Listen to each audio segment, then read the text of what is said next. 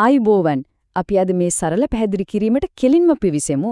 ඉංග්‍රීසි කතා කරන්න උත්සාහ කරද්දී ව්‍යාකරණ නියුති ගොඩක් කටපාඩම් කරන්න ගිහිල්ලා අපිට සාමාන්‍යයෙන් ඔළුව අවුල් වෙනෝ නේද? හැබැයි අද අපි බලමු එකම එක සරල වාක්‍ය රටාවක් පාවිච්චි කරලා කොච්චර ලේසියෙන් සහ ස්වභාවිකව අදහස් ගොඩක් ප්‍රකාශ කරන්න පුරවන්ද කියලා. මේක ඇත්තටම භාෂාව හසුරවන්න තියෙන ලොකු රහසක්. නිකමට හිතන්න is there anything to hide? එහෙමත් නැත්නම් හංගන දෙයක් තියෙනවද වගේ ප්‍රශ්නයක් ගැන. මේ වගේ කෙටි කෙලින්ම අහන ප්‍රශ්න එදිනදා ජීවිතේදී අපිට නිතරම ඇහෙනවා.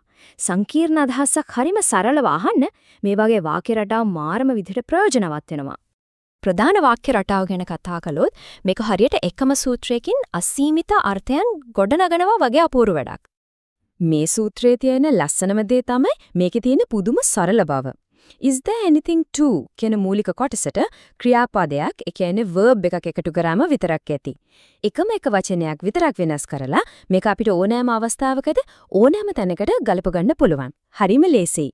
ඉතින් එදිනෙදා භාවිතා වන ප්‍රායෝගික ක්‍රියාපද යොදාගෙන අපේ දෛනික අවශ්‍යතා මෙහෙවන්නේ කොහොමද කියලා දැන් අපි බලමු. උදාහරණයක් අරගමු. Is there anything to say කියන්නේ ඍජුවම කියන දෙයක් තියෙනවද කියන අදහස නේද? අපේ මව්බසත් එක්ක මේ රටාව කොච්චර ඍජුවම සම්බන්ධ වෙනවද කියලා හිතන්න. මූලික ආකෘතිය කිසිම වෙනසක් කරන්නේ නැතුව අගට say කියන වචනේ විතරයි මෙතනදී ආදේශ කළේ. හිතන්න අපි වැදගත් රැස්වීමක හරි පන්තියක හරි ඉන්නවා කියලා. එතන කතා කරපු තොරතුරු හරියටම තහවුරු කරගන්න අවශ්‍ය නම් අපිට ලේසියෙන් අහන්න පුරන් is there anything to remember කියලා. ඒකේ කෙලින්ම අර්ථය තමයි මතක තියාගන්න දෙයක් තියෙනවද කියන එක. ඉංග්‍රීසි සහ සිංහල භාෂා දෙකේ රිද්මය මෙතනදී කොච්චර ලස්සනට ගැලපෙනවද නේද? remember කියන ඉංග්‍රීසි වචනය මතක තියාගන්න කියන සිංහල අදහසට නියමිතම ආදේශ වෙනවා. ඒ වගේම මේ ව්‍යුහය ඇතුළට explain එහෙමත් නැත්නම් පැහැදිලි කිරීම සහ change වගේ දෛනිකව පාවිච්චි වෙන ක්‍රියාපදත් අපිට ලේසියෙන් එකතු කරන්න පුළුවන්.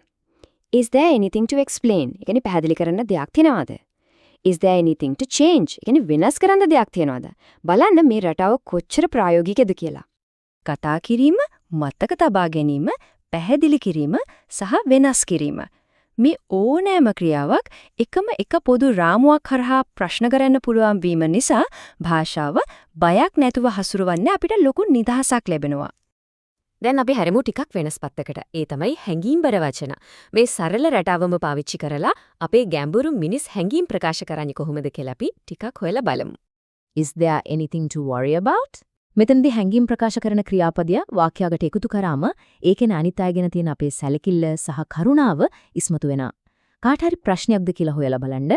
එහෙමත් නැත්නම් වද වෙන්න දෙයක් තියෙනවද කියලා අහන්න මේක කදිම විදිහක් නේද? ඒ වගේම dear වගේ තවත් ගැඹුරු හැඟීම් ගැන ප්‍රශ්න කරන්නත් මේක පාවිච්චි වෙනවා. කෙනෙකුගේ හිතේ තියෙන සැකයක් හරි බයක් හරි දුරු කරන්න මේ වගේ සරල ප්‍රශ්නයක් අහන්න අපිට පුළුවන්. Is there anything to fear? කියන්නේ බය වෙන්න දෙයක් තියෙනවද කියන එකයි. මේ හරහා අපි නිකම්ම ප්‍රශ්නයක් අහනව නෙවෙයි. මේ අහන විදිහමෙන් අහගෙන ඉන්න කෙනාට ලොකු සැනසීමකුත් ලැබෙනවා. යමක් මගහැරීම, සතුට සහ බලාපොරොත්තුව වගේ බොහොම සියුම් හැඟීම් පවා මේකෙන් කියන්න පුළුවන්. Is there anything to miss? ඒ කියන්නේ මගහැරෙන දෙයක් තියෙනවද? Is there anything to smile about? hina වෙන්න දෙයක් තියෙනවද? Is there anything to wait for? බලාගෙන ඉන්න දෙයක් තියෙනවද? එකම වාක්‍ය රටාවකින් කතා කරන්න පුළුවන් පරාසය කොච්චර පුළුල්ද කියලා පොඩ්ඩක් හිතලා බලන්න. සෙනෙහස සහ ආදරය වගේ දේවල් ගැන අහන්නත් මේකම පාවිච්චි කරන්න පුළුවන්. Is there anything to love? ඒ කියන්නේ ආදරය කරන්න දෙයක් කියනවද කියන එකයි. නිකන් ව්‍යාකරණ රීතියක් අපේ හදවතට කතා කරන සංවේදී හැඟීමක් බවට පත් වෙන්නේ අන්න එහෙමයි. කනගාටුව, බිය, මගහැරීම, සතුට, ආදරය, බලාපොරොත්තුව මේ වගේ හැඟීම් ගොඩක් එකම එක මූලික ව්‍යාකරණ නීතියක් කරා ගොඩනගෙන හිටි ඇත්තම පුදුමයි නේද? තනි වචන කටපාඩම් කරනවට වඩා මේ වගේ ව්‍යුහයක් තේරුම් ගත්තාම ඕනෑම භාෂාවක තියෙන ලස්සන අපිට ලේසියෙන්ම අල්ල ගන්න පුළුවන්. අපි දැන් මේ පැහැදිලි කිරීමේ අවසාන කොටසට ඇවිත් ඉන්නේ. ඒ තමයි සමාජ මාධ්‍ය ශෛලිය. සරල වාක්‍යයකට කාව්‍යාත්මක බවක් එකතු කරලා ලස්සන කරන්නේ කොහොමද කියලා අපි බලමු. උදාහරණයක් විදිහට is there anything to hide or are your eyes telling everything? ඒ කියන්නේ හංගන්න දෙයක් තියෙනවද? එහෙමත් නැත්නම් ඇස් වලින් හැමදේම කියනවද කියලා.